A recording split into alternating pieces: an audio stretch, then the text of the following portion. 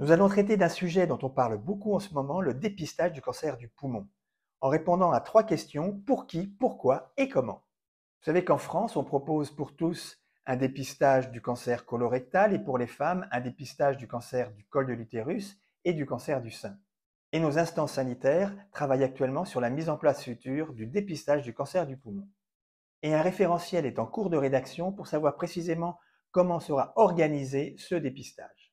Mais en attendant, au vu des résultats d'études qui ont été publiées et des différentes communications qui se font dans les congrès, on a déjà des réponses précises sur le dépistage du cancer du poumon. Alors pour qui? Car le dépistage du cancer du poumon est en effet ciblé. Il s'adresse à des personnes de 50 ans et plus et qui sont fumeurs ou qui ont été fumeurs.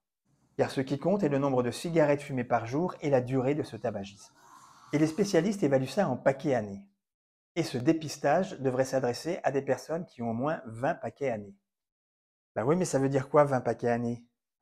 C'est un calcul qui est effectué par les médecins et qui signifie par exemple un paquet par jour pendant 20 ans ou 2 paquets par jour pendant 10 ans. Alors deuxième question, pourquoi? Couramment, le cancer du poumon est malheureusement diagnostiqué à un stade avancé. Mais grâce à ce dépistage, on fait le diagnostic dans plus de 2 tiers des cas à un stade localisé, ce qui permet donc d'entreprendre des traitements moins lourds. Et des études pertinentes ont aussi montré que le dépistage du cancer du poumon permet de diminuer sa mortalité de 20%. Et dernière question, comment? Ce dépistage du cancer du poumon est effectué grâce à un scanner dit faible dose, c'est-à-dire qu'il est peu irradiant pour l'organisme. Il doit être répété environ tous les ans ou tous les 2 ans.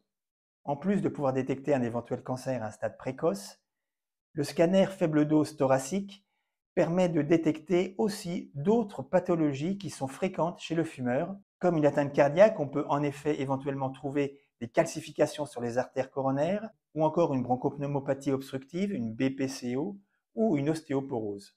Je voudrais terminer en apportant cette précision qu'une expérimentation sur les dépistages du cancer du poumon a été effectuée il y a quelques mois dans la Somme et elle s'est montrée positive. Elle se faisait par le biais de médecins généralistes. Ainsi, si vous êtes fumeur ou ancien fumeur et que vous souhaitez bénéficier de ce dépistage, n'hésitez pas à en parler à votre médecin généraliste ou à un pneumologue. Au fait, n'hésitez pas à liker cette vidéo, à poser des questions ou des commentaires un peu plus bas et à vous abonner à la chaîne.